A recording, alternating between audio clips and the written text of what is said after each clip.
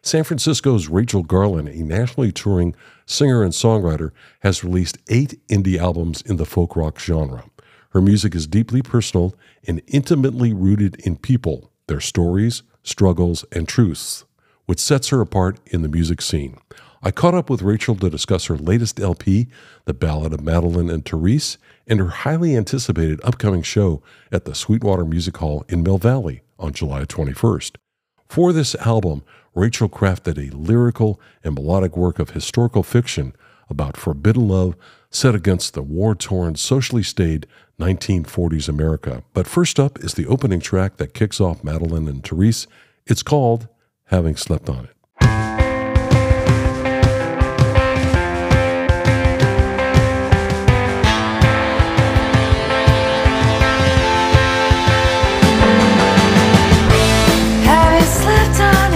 I think it's time to tell you and reveal that having slept on it is really just a 3-hour deal. I don't rest well, you know, my darling. Night skies are so disarming, they're my Achilles heel. Having slept on it, I'd rather take it back than dig it in, 'cause having slept on it, I get that inside the wind. I don't rest well after I argue.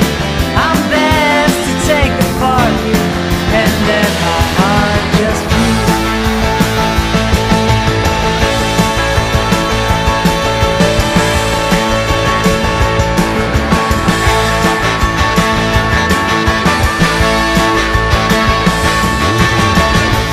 Having slept on it, I wake up to the sound.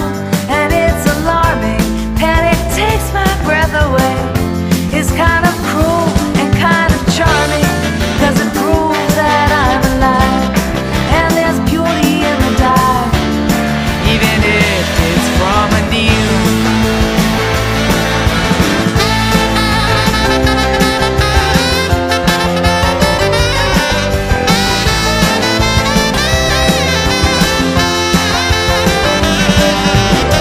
I don't rest well, you know, my darling. So disarming, they're my Achilles heel. I don't rest well, you know, my darling. Night skies are so disarming, they're my Achilles heel.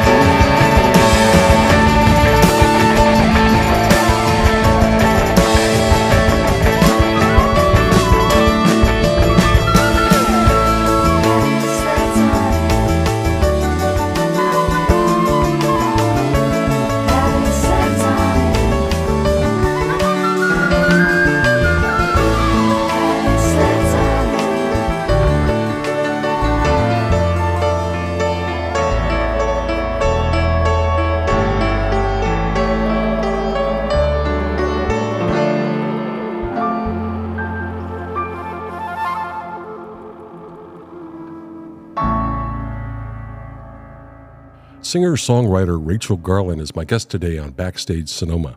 Hey, thank you so much for being here, Rachel. You're welcome. I'm happy to be here. Great.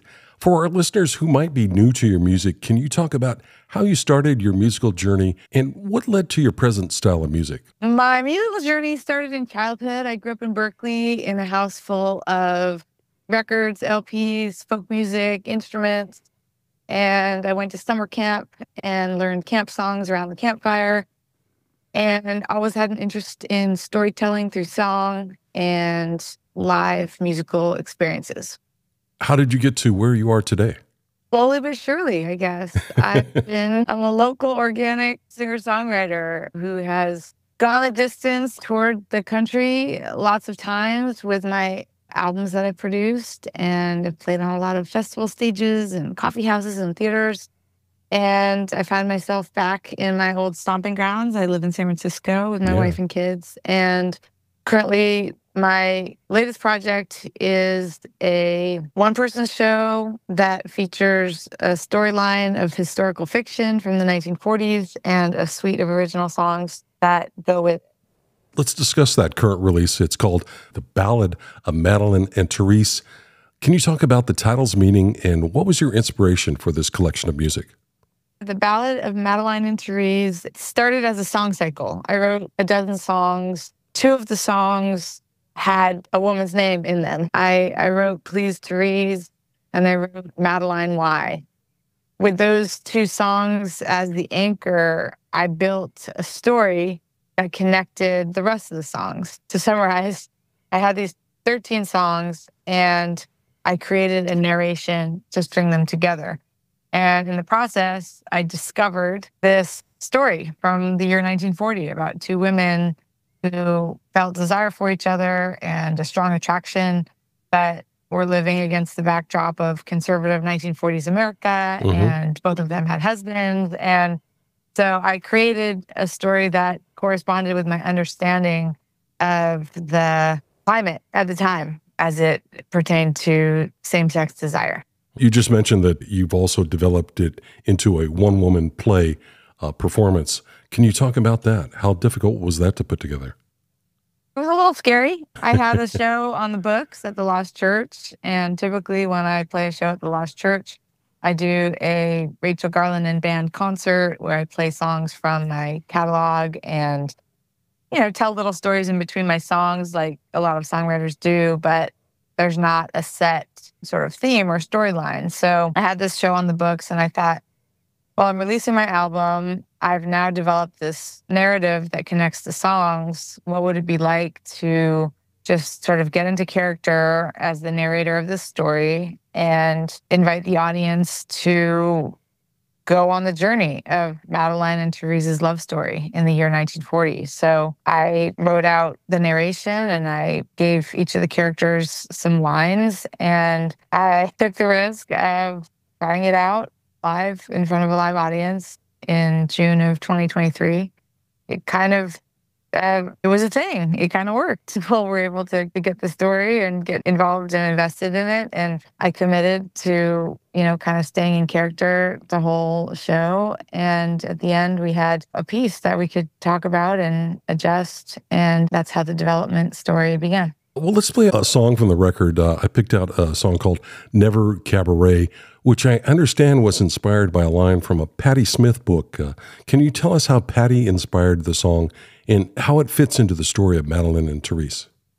Sometimes I'm writing songs, I go to my bookshelf and I close my eyes and I pick a random book off the shelf. And I turn to a random page and I read a paragraph, and then I try to immediately write a song using either some of the words or the concepts or the images from that random paragraph. So I was doing this exercise in the month of February, which is February album writing month for those people who like to engage in songwriting. During February, I often challenge myself to start songs from random prompts. So it was this kind of a day, and I happened to pick out Year of the Monkey by Patti Smith, and I turned to a paragraph, and she was describing something about a lobby.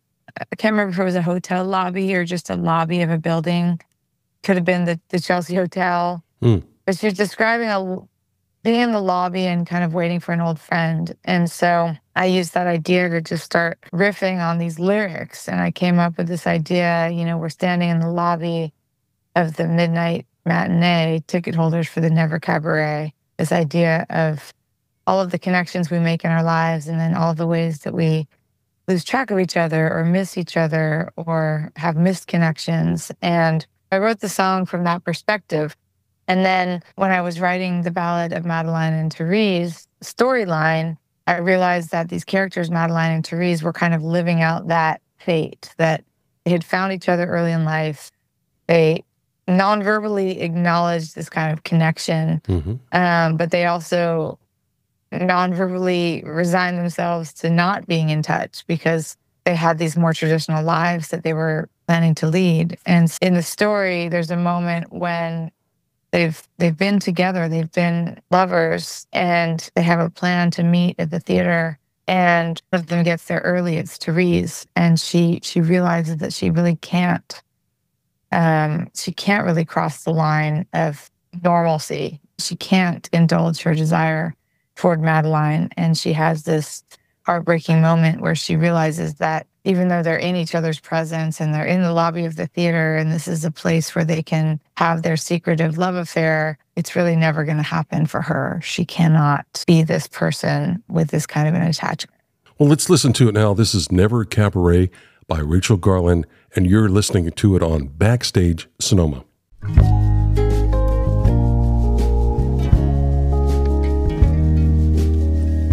Up to speed, I don't go. My day starts fast till I make it slow. Catch me up, my old friend.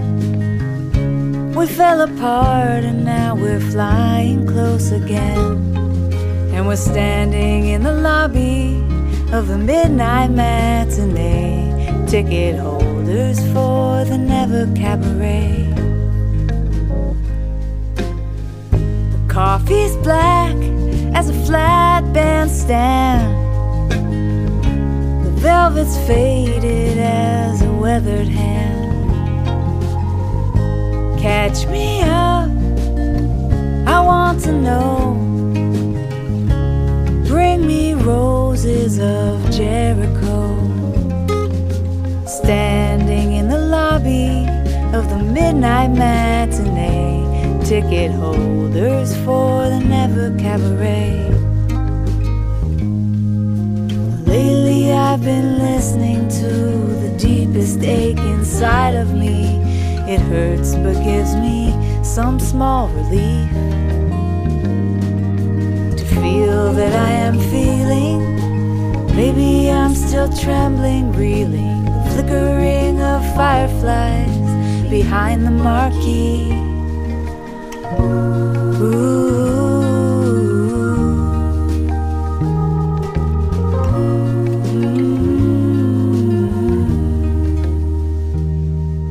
Standing in the lobby of the midnight matinee. Ticket holders for the Never Cabaret.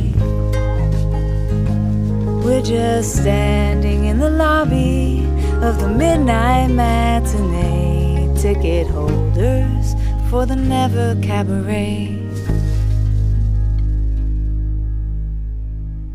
This is Backstage Sonoma, and musician Rachel Garlin is my guest today. Rachel, when did you start thinking about working on this album? It was the year 2022, the end of the year in December, when I started to put together a narrative for the Ballad of Madeline and Therese. I had the songs and they were recorded. And when I was in the studio, I started to see these connections between the songs. And as the year rolled over into 2023, I knew I had a show on the books. And I just kind of gave myself the challenge. Well, what would it be like if you took these songs and you created an actual story that you could perform on stage? And so it was sometime between 22 and 23 that I conceived of the idea and brought it to life. Cool. Who are some of the musicians joining you on the record? Johnny Flower, who is an LA-based producer and bass player, produced the majority of the songs on the album. He brought together musicians in LA, including David Levita, Kenneth Crouch, Michael Jerome, and a handful of other folks who came to the studio. We recorded it live in LA.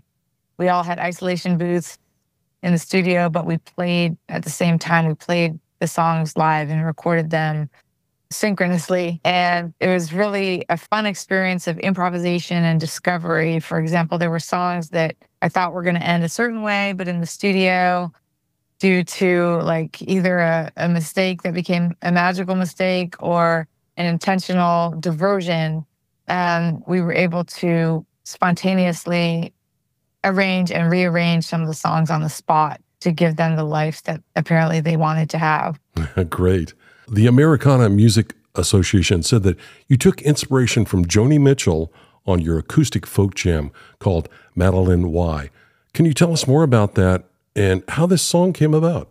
I was on a family trip with my wife and kids sitting by the water, and I was listening to the album Blue by Joni Mitchell, which is one of my all-time favorite albums throughout my life. And I started listening song by song and trying to figure out what kind of tuning she had used on her guitar. I knew she used a lot of open tunings where you tune the guitar strings to form a chord even when you're not using your left hand to press down on the strings. I was in this open tuning and I started riffing on this idea of Madelyne Why as I was looking out at the ocean. And I had actually gone down to the beach with one of my kids, and there was this pair of sandals that had either been like left behind with somebody or abandoned or washed up by the ocean. It wasn't really clear. They were totally tattered and frayed, but they were also attached to each other. And I had this image of these sandals being lost and found, being separated but tethered, being abandoned but embraced. And these are the kinds of themes that run through that song in particular, and ultimately the themes that run through the play. So this found object started to symbolize some of these emotional truths that I was drawing out of the song. Thank you for sharing that with us. Let's listen to it now here on Backstage Sonoma.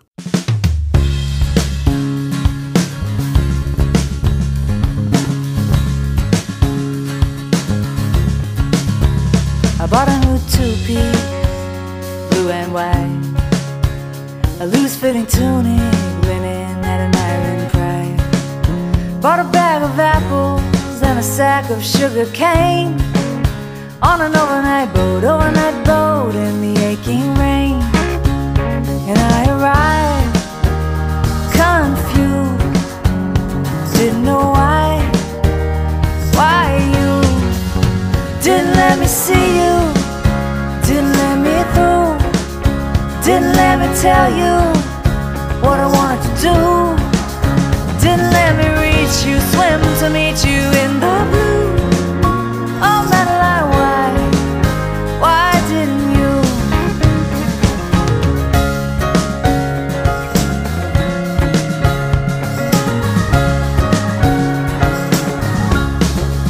I took my confessions to an empty beach.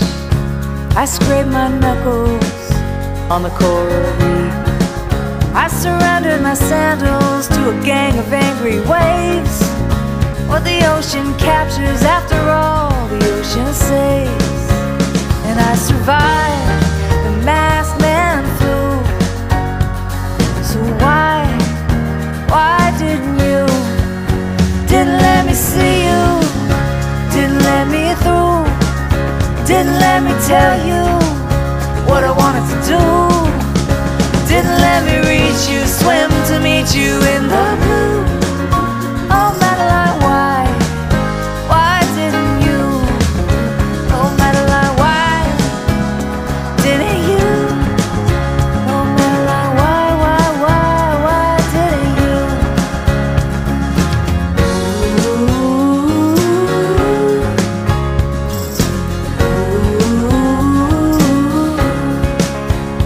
Let me see you, let me through. Let me tell you what I wanted to do. Let me reach you, swim to meet you in the blue. Oh, Madeline, why didn't you? Oh, Madeline, why didn't you? Oh, Madeline, why didn't you? Oh, Madeline, why didn't you?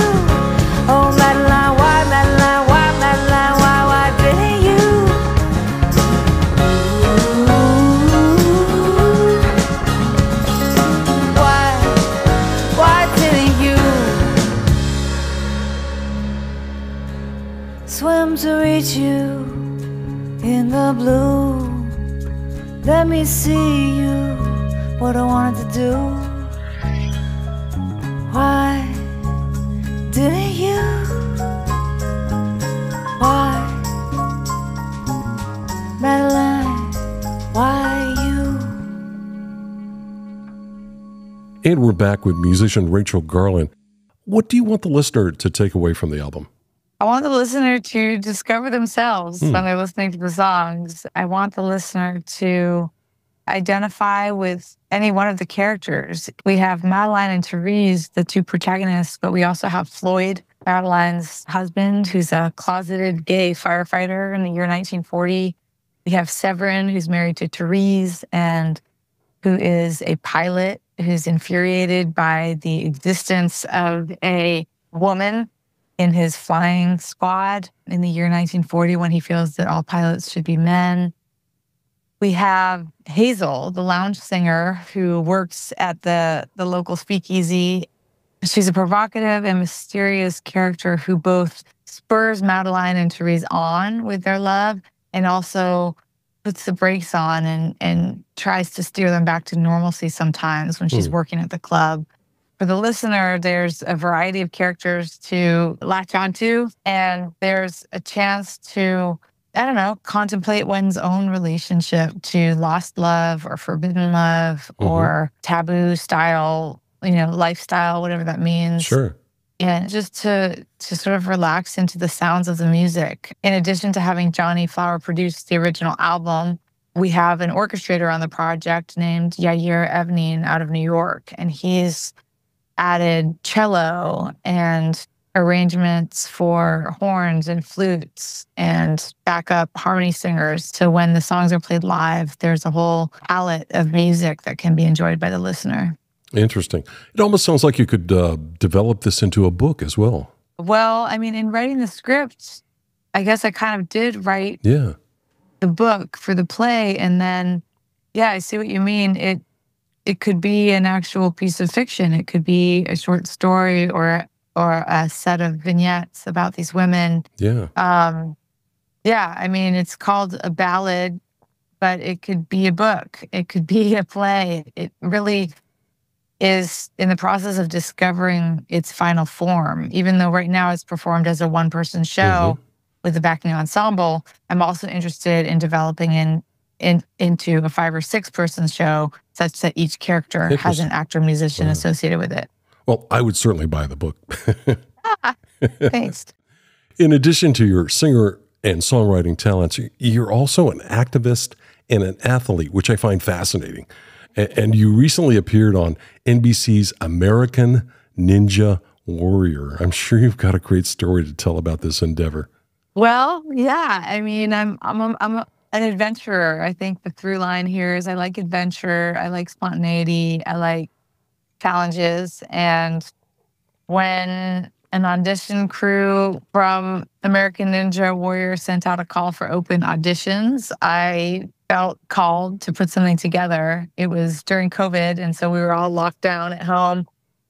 And I had been a college athlete. I played basketball many years ago, and the idea of running an obstacle course, I think, just tickled the inner child in me. It just sounded fun, and I didn't think I would get accepted on the show, but I put together this audition tape that expressed my desire to have fun on the course and to try something new. So much to my surprise, they did need someone on the show who was a singer-songwriter, lesbian mom from San Francisco, and there you have it. Yeah. I went on the show, I got to run the course, and it was definitely a formative experience for me. How cool is that? Are there any YouTube clips of your appearance? There are. Just a few. I mean, it was a short run. I think my time on the show lasted maybe 8 to 10 seconds, all told. So it's not a long, languorous clip, but yeah, somewhere on it's the out web, there somewhere, huh? Yeah, somewhere out there. It was season 13 in 2021. Cool. Hey, in addition to your own writing and performing, I understand that you're teaching songwriting at Berkeley Rep. Tell us about the classes and this summer's beginner and intermediate classes for adults. Can anyone sign up? Or what's it like helping others to tap into their songwriting potential. Yeah, I love teaching. I love co-creating a classroom and a learning environment that meets people at whatever level they are at. So I teach people who've never written a song, people who've written 500 songs. The idea is that we're all kind of beginners. We just use that beginner mindset to come fresh to the task of how do you tap into emotional truth? How do you create a musical setting for them? And how do you share them expressively such that other people might connect with your story? One of my classes started last night at the Berkeley Rap. Another class wrapped up a couple weeks ago at ACT, the American Conservatory Theater, where I also teach. And so I have a Bay Area presence as a songwriting instructor, and I also teach privately one-on-one over Zoom, people who want to develop their craft. That's great. Can folks find out, is there a link on your website, for example? On my website, rachelgarlin.com, there's a link to my teaching practice. Oh, great. And folks can just contact me directly. It's very organic. I try to tailor each class or each session to what the individual person wants to do. Sometimes people want to open their creative channel and just have some accountability about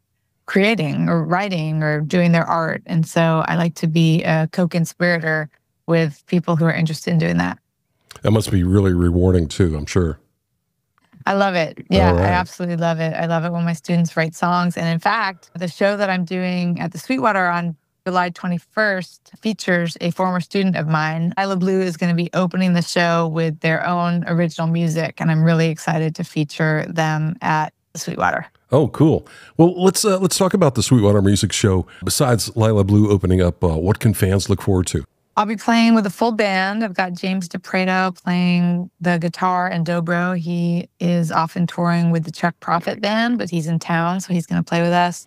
I have Brian Fischler on drums. I have bass player Daniel Fabricant, who's going to play with us. And we will present songs from my catalog, songs from the Ballad of Madelyne and Therese, and probably create a new song on the spot with the audience, which is something I like to do whenever I play live.